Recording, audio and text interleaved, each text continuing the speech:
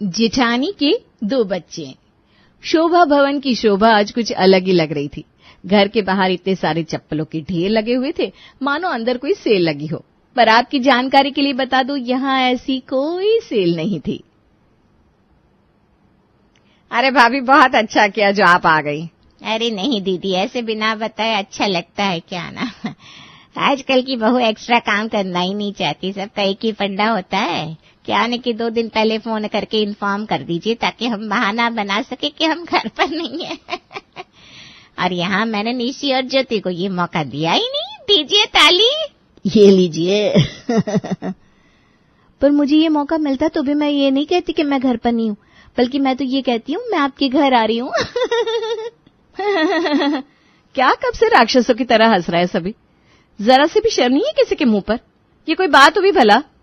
Mummy जी की चाची की देवरानी का बेटा अपने बीवी बच्चों के साथ रिश्तेदारी निभाने आ गया। ये अच्छा है, जिस भी शहर में जाओ पहले गूगल कर लो उस शहर में अपने कितने रिश्तेदार रह रहे हैं, ताकि उनके घर जाकर नाश्ता पानी सोना उठना मुफ्त में किया जा सके। आज तक मैंने इन लोगों के मुंह नहीं देखे। मैं क्या 20 मिनट तक तो मम्मी जी को पहचानने में लग गए, फिर कहती है मम्मा मम्मी जी के लिए नाश्ता लेकर आओ। इसमें गलती तो आंटी जी की है ना दीदी। जब पता है आपका 9वां महीना चल रहा है तो किसी मेहमान को आने ही क्यों देती है? अभी 2 दिन पहले ही आपकी बुआ से साकर गई थी, और अब ये दूर के मामा मामी, उनके बच्चे पोते पोतियां, इनके बर्तन हो जाते हैं धोने को। अब अगर इस घर में कोई मेहमान आया तो मैं नहीं करने वाली काम। अरे पिंकी, दुनिया में सबने मुझे धोखा दे रखा है, अब तू तो मत दे। एक सास है जो तिनका नहीं उठाना चाहती, और एक देवरानी जिसको मेकअप फेशियल से फुर्सत नहीं है, हर बात में कोई ना कोई बहाना निकाल लेती है। तो उसमें गलती तो आपकी है ना भाभी। जब तक आप सभी का काम करती रहेंगी तब तक आपको काम मिलता रहेगा। कोई एक बहाना ढूंढ लीजिए, और जब भी कोई आपको काम दे तो वो बहाना उसे चिपका दीजिए, मिल जाएगी आपको काम से मुक्ति। निशी नाश्ते का ट्रे लेकर हॉल में जाती है। ओहो, पकोड़े समोसे, वाह भाई वाह बहू। क्या वाह वाह वाह, आलू के पकौड़े बनाए बहू ने, ये कोई बात होती? पनीर वनीर के पकौड़े होते तो कोई बात बनती। सच बताती हूँ दीदी, सामने बहू बैठी है मेरी, अगर मेहमान के सामने इसने आलू के पकौड़े परोसे होते ना तो मैं तो सीधा एक तमाचा धर देती इसके गालों पर। अरे भाभी, अब नाराज क्यों हो रही है? पनीर के पकौड़े भी बना देगी निशी। जा निशी, बना दे। इतना कुछ तो बनाया है मैंने मामी जी, सिर्फ आलू के पकौड़े नहीं है, प्याज के भी है। अब अगर मैं पनीर के पकौड़े बनाऊंगी तो इन पकौड़ों को कौन खाएगा? अभी ये खा लीजिए, फिर खाने में पनीर की सब्जी बना दूंगी मैं। अच्छा, प्रेगनेंसी में काम से बच रही हो बहू? खैर कोई बात नहीं, एक बार बच्चा हो जाए फिर काम करवाऊंगी तुझसे। अरे क्यों नहीं करेगी प्रेगनेंसी में काम? जितने हाथ पैर चलते रहेंगे उतना ज्यादा चांसेस होंगे नॉर्मल डिलीवरी का। जब पनीर के पकौड़े उतार ले। दांत पीसती हुई निशी रसोई की ओर बढ़ रही थी कि उसकी पानी की थैली फट जाती है। हे भगवान, लगता है बच्चा होने वाला है। मम्मी जी मुझे ठीक नहीं लग रहा। अरे सौरभ, बहू को गोद में उठाओ, जल्दी हॉस्पिटल जाना होगा। ये आप क्या बोल रही हैं मामी जी? सौरभ जेठ जी तो भाभी की जेठ लगे ना, और जेठ तो छोटे भाई की बीवी को छूता नहीं, तो जेठ जी निशी भाभी को उठाएंगे कैसे? अरे तो मामा जी उठा लेंगे। ये लो, अब ये भी मैं करूं, इसीलिए मैं कह रहा था किसी और रिश्तेदार के घर चलते हैं। तुम ही लेकर आई थी ठेल ठेल कर। अब हम अगर इनके साथ अस्पताल गए तो डिलीवरी के पैसे भी हमें ही देने पड़ जाएंगे, लग जाएगा चूना। एक काम करो, साइड से निकल लो। जैसे तैसे निशी को कार में बिठाया जाता है। अस्पताल पहुंचते ही निशी अपने दूसरे बच्चे को जन्म देती है। शोभा घर के सारे जेंट्स को फोन करके अस्पताल में बुला लेती है। ऑपरेशन थिएटर के बाहर 10-12 मिनट तो सभी बच्चे को लाड़ करते हैं, फिर उसके बाद वही रोजमर्रा की बातें शुरू हो जाती है। बहू तो अभी कुछ दिन अस्पताल में ही रहेगी, उसके बाद घर आते ही नियम होंगे, तब ना रसोई में जा पाएगी। तो बीच के इतने दिन फिर रसोई संभलेगी कैसे? अरे पापा, आप टेंशन क्यों ले रहे हैं? ज्योति है तो। मैं हूँ? मैं कहाँ हूँ? मुझे तो अपने मायके जाना है। ये लो, इसे तो मायके जाना है। मेरे नाना जी की तबीयत बहुत खराब है, अगर इतनी सीरियस बात ना होती तो मैं कभी नहीं जाती। इन 10-12 दिन के लिए हम एक खाना बनाने वाली रख लेते ना, उसके बाद तो भाभी आ ही जाएंगी। निशी अपने ससुराल वालों से अच्छी तरह वाकिफ थी। बिस्तर पर लेटी हुई वो इसी बारे में सोच रही थी। अब कैसा महसूस कर रही हैं आप दीदी? दूसरा बाल गोपाल दे दिया भगवान ने आपको। क्या महसूस होगा? मुझे तो टेंशन हो रही है। 10-12 दिन में मम्मी जी मुझे वापस से किचन में भेज देंगी। गोलू ऐसे ही इतना परेशान करता है, अब दूसरा बच्चा। 2 बच्चों को लेकर मैं कैसे सब संभालूंगी? अरे ये चिंता करने का नहीं, खुश होने का मौका है दीदी। रसोई में जाइएगा ही मत, बोल देना। 2 बच्चे हैं मेरे को, मम्मी जी कैसे काम करेगी। ज्योति मौका पाते ही फौरन अपने मायके निकल जाती है। 2 दिन तक तो किसी तरह से भी बाहर का खाकर एडजस्ट करते हैं और उसके बाद निशी डिस्चार्ज होकर अपने दोनों बच्चों के साथ घर आती है।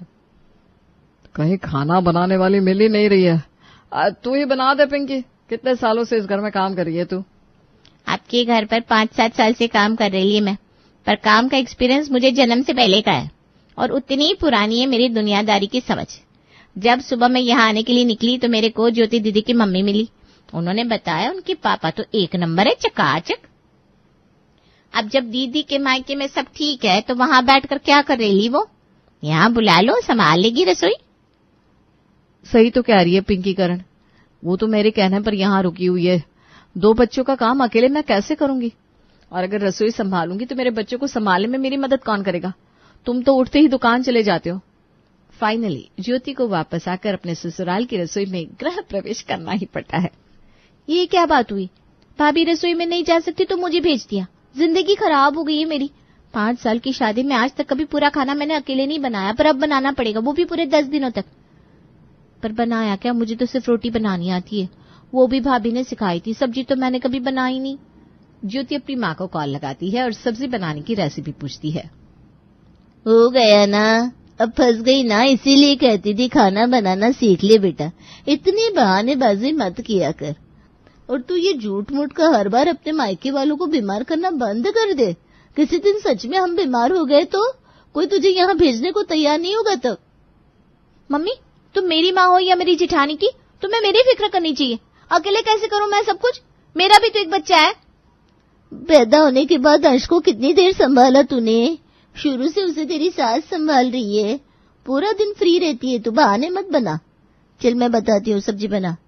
और रोती रोती ज्योति सभी के लिए रात का खाना बनाती है। और कितनी देर ज्योति, पेट में चूहे दौड़ रहे हैं, जल्दी से खाना लगाओ ना। अरे क्या खाना लगाऊं? खाना बनाऊं भी मैं, लगाऊं भी मैं। हाँ, तुम तो रोज खाना परोसते थे बहू। क्योंकि रोज खाना भाभी बनाती थी, मैं तो बस उसे परोस कर वाह-वाही लूट लेती थी। मतलब मजाक कर रही थी पापा जी। ज्योति सभी को खाना परोसती है। हे भगवान, आज कैसे सब्जी बना दी है तुमने? खाने में जरा टेस्ट नहीं आ रहा है ज्योति। सही में बहू, खाना तो बड़ा ही बेस्वाद बना दिया तूने। वही तो मम्मी जी, मैंने तो खाना अच्छा बनाया है। वो क्या है ना, पिंकी ने हमारी नॉनस्टिक कढ़ाई को इतना ज्यादा घिस दिया कि वो खराब हो गई है, इसीलिए सब्जी खराब बन गई। अपनी आदत से मजबूर, हर बात पर बहाना मारने वाली ज्योति यहाँ भी बहाना मार देती है, पर अब वो कितने भी बहाने क्यों ना कर ले, खाना तो उसे ही बनाना था। इसी तरह जैसे तैसे 10-12 दिन और निकल जाते हैं और आज ज्योति बिल्कुल निश्चिंत होकर अपने बिस्तर से उठती है। फाइनली 12 दिन पूरे पूरे पूरे। आज से तो भाभी किचन में आ सकती है। अब मुझे और किचन अकेले नहीं संभालनी पड़ेगी। वाह भगवान, क्या चमत्कार कर दिया तूने। हंसती खेलती ज्योति उछलते हुए अपने कमरे से बाहर सीधा नाश्ता करने बैठ जाती है। नाश्ता बना है क्या जो तू नाश्ता करने बैठ गई? ज्योति को पता चलता है कि निशी ने अभी तक रसोई का काम नहीं किया है। है? भाभी अभी तक बाहर नहीं आई? ये क्या बात हुई? मैं बुलाकर लाती हूँ भाभी को। ज्योति सीधा अपनी जेठानी के कमरे में जाती है। अरे भाभी, नाश्ता नहीं बनाना क्या? अब तब किचन में जा सकती है, सारी रस्में पूरी हो गई है। चलिए चलिए।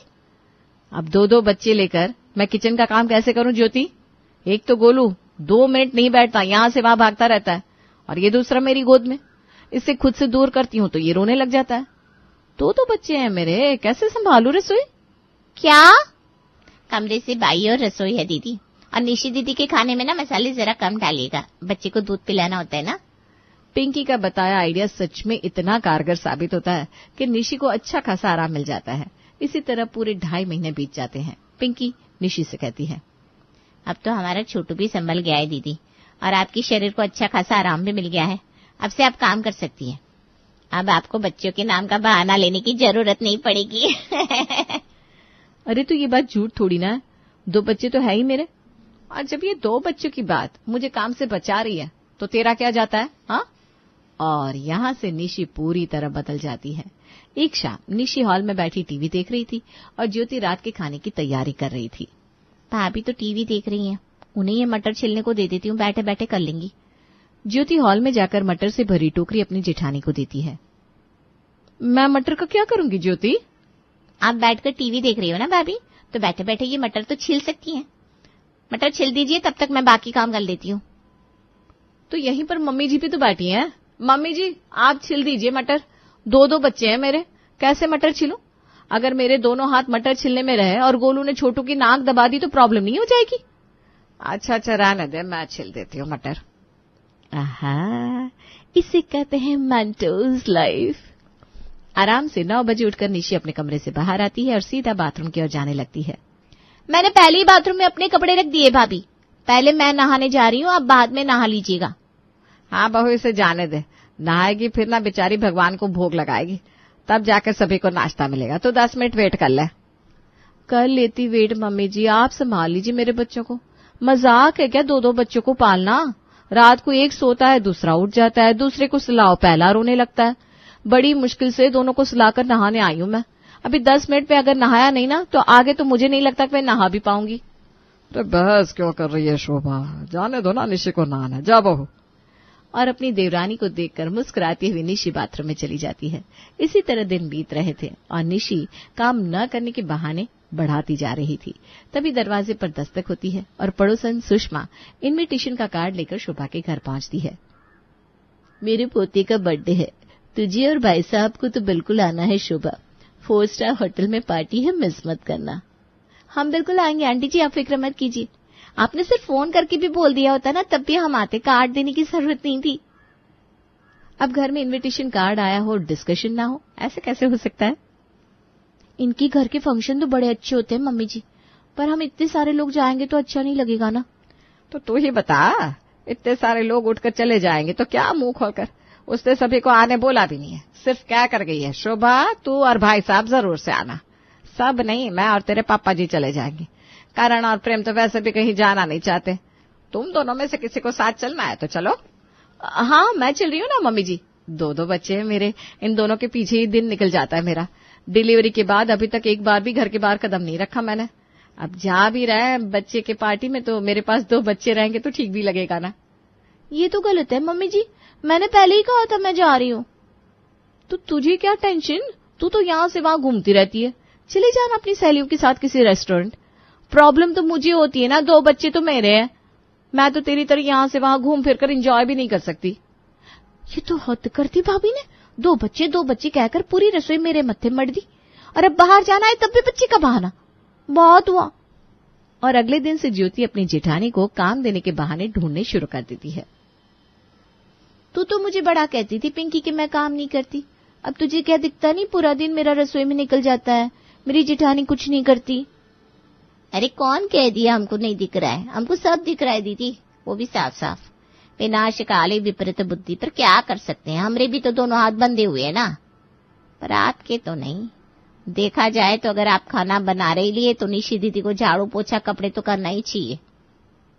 और जैसा आइडिया पिंकी ने घर की बड़ी बहू को दिया था छोटी को भी दे देती है।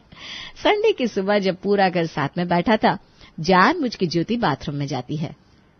थोड़ा पानी अपने चेहरे पर छिड़क लेती हूँ, जिससे लगेगा मुझे पसीना आ रहा है। आधी गीली आधी सूखी ज्योति एक हाथ में कपड़े लिए माथे पर आटा लगाए बाथरूम से बाहर आती है। ये क्या हालत बना रखी है तुमने अपनी ज्योति? एक तरफ रसोई देखनी पड़ती है, दूसरी तरफ झाड़ू पोछा कपड़े। ये हालत हो गई है कि कड़ाके की ठंड में भी पसीने आ रहे हैं मुझे। आप तो फ्री है भाभी, अभी मुझे सभी के लिए नाश्ता भी लगाना है। आप एक काम कीजिए ना, कपड़े धो लीजिए और फिर आराम से बच्चों को सुलाने के बाद पोछा लगा दीजिएगा। बोली मैडम बोली, हैं 2 बच्चे हुए नहीं ना तुझे, इसलिए कह रही है। अगर छोटू को सुलाने के बाद उसके बाजू से जरा भी सरकती हूँ ना तो वो उठकर बैठ जाता है। अरे 2 बच्चे हैं मेरे, कोई मजाक थोड़ी ना है। तुझे क्या ही काम होता है तो कर लेगी, आई नो। मम्मी जी याद है तुझे जब इस घर का सारा काम मैं करती थी और कभी मम्मी जी से मदद मांगती थी तो तू क्या कहती थी, इस उम्र में अपनी सास से काम करवाना ठीक नहीं है भाभी। तो अभी तू कैसे मम्मी जी से मदद मांग रही है? सही बात है ज्योति, अपना काम खुद कर। रात को रसोई में खाना बनाते बनाते ज्योति खुद को कोसती हुई अपनी माँ से बात कर रही थी। अपनी सास को कभी भी अपनी जेठानी की मदद नहीं करने दी मैंने मम्मी, और मेरी सास तो खुद कामचोर है ही, अब ये मुझ पर ही भारी पड़ गया। भाभी तो हर बार कह देती है मेरे 2 बच्चे, अब इसमें मेरी क्या गलती? अरे तो तू भी कर ले दूसरा बच्चा। और अपनी माँ की बात से ज्योति को आइडिया मिल जाता है। ज्योति सभी को डिनर के साथ एक न्यूज परोसती है। बहू एक रोटी लाना। मैं कैसे लाऊं? Mummy ji, I am pregnant. मेरे भी तो अब 2 बच्चे होने वाले हैं। 2 बच्चों की माँ होना मजाक थोड़ी ना है। क्या? हाँ, संतोषी की 2 बहुएं थी, एक महंगी और दूसरी सस्ती। हाँ, आपने सही सुना, एक महंगी और दूसरी सस्ती। और ये दोनों सिर्फ कहने भर के लिए महंगी और सस्ती नहीं थी। आसपास के सभी लोगों के सामने संतोषी की बड़ी बहू महंगी बहू ही थी। पर ऐसा क्यों, जानने के लिए चलते हैं संतोषी निवास में। सवेरे सवेरे नई नई साड़ी पहने रेशमा अपने कमरे से बाहर आती है और सभी के साथ सोफे पर जाकर बैठ जाती है। कहीं शादी ब्याह में जाना है क्या बहू? सवेरे सवेरे इतना सज धज कर कमरे से निकली हो। पल्लू का काम कितना अच्छा लग रहा है जेठानी जी, काफी महंगी साड़ी लगती है। मेरी साड़ी छोड़ो प्रिया, खराब कर दोगी। तुमने कभी देखी है क्या इतनी महंगी साड़ी? खराब भी क्या मम्मी जी, महंगी नहीं है ये साड़ी।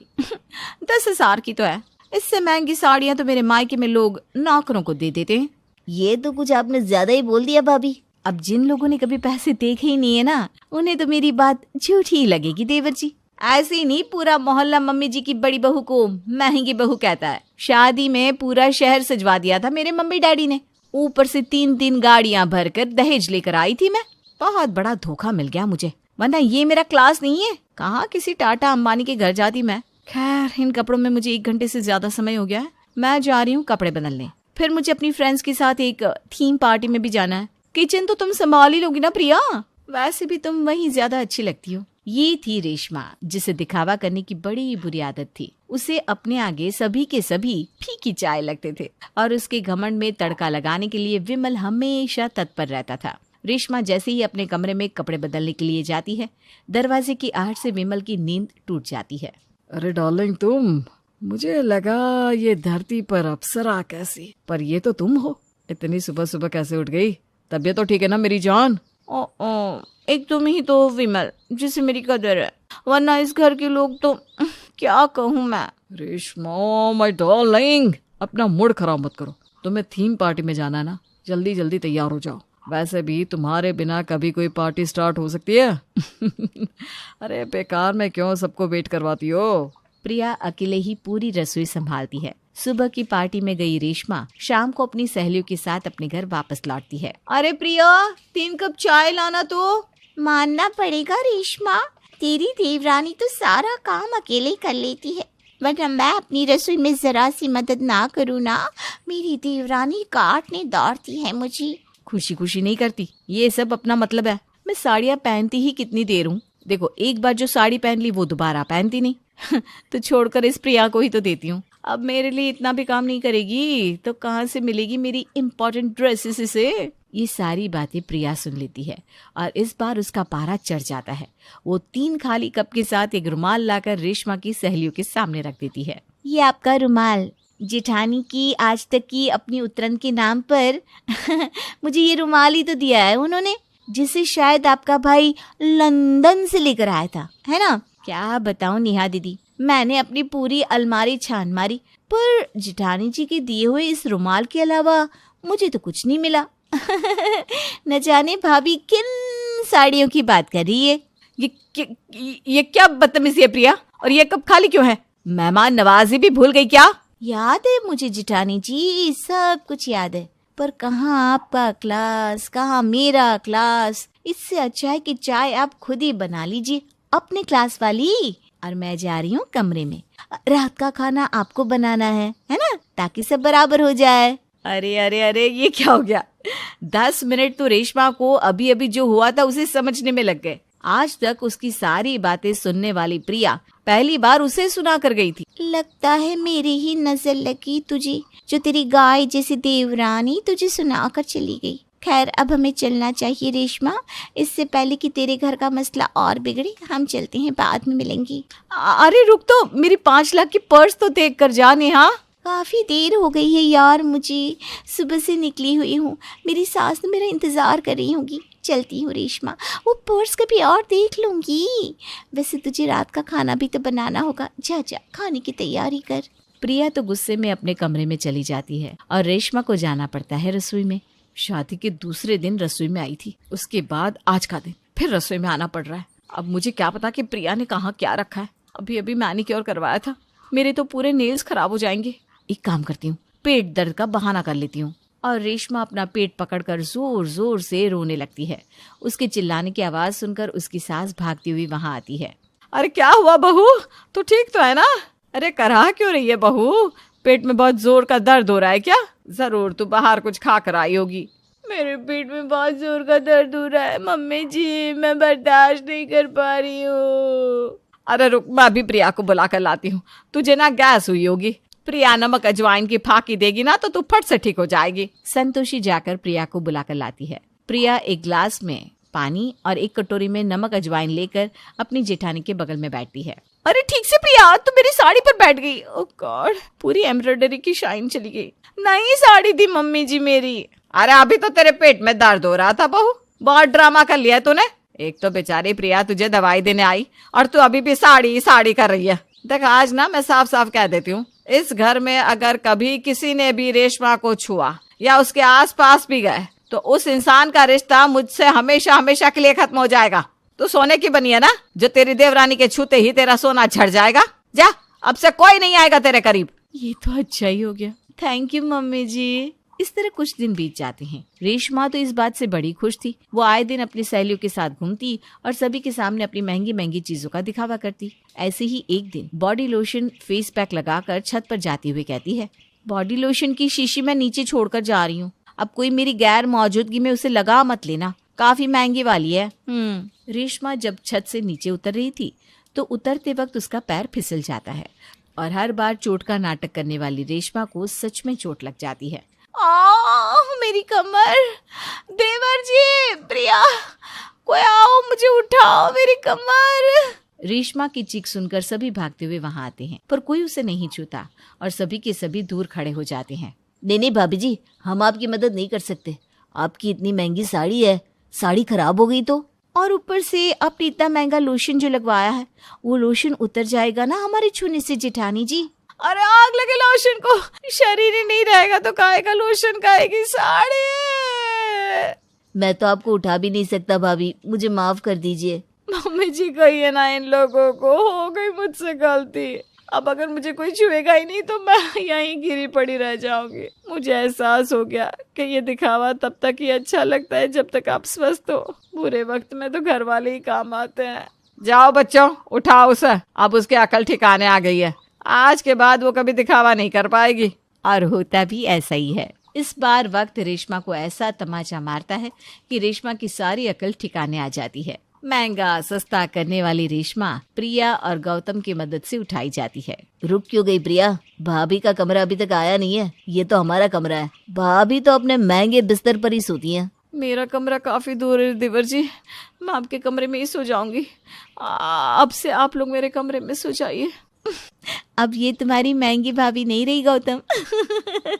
हाँ प्रिया, और अब से तुझे मेरी जो भी साड़ियाँ पहननी हो ना, पहन लेना। लगता है मेरे घमंड का ही नतीजा ऐसा मिला है मुझे। न जाने अब कितने दिनों तक मैं चल भी नहीं पाऊंगी। सस्ते वाले तेल से ऐसी मालिश करूंगी ना जेठानी जी कि 2 दिन में खड़ी हो जाएंगी आप। महंगी महंगी जेठानी जी को आखिर में सस्ते नुस्खे ही बचाएंगे। इस दिन के बाद रेशमा को ऐसी अकल आती है कि वो प्रिया को कभी नीचा नहीं दिखाती और उसके साथ बहन की तरह रहने लग जाती है।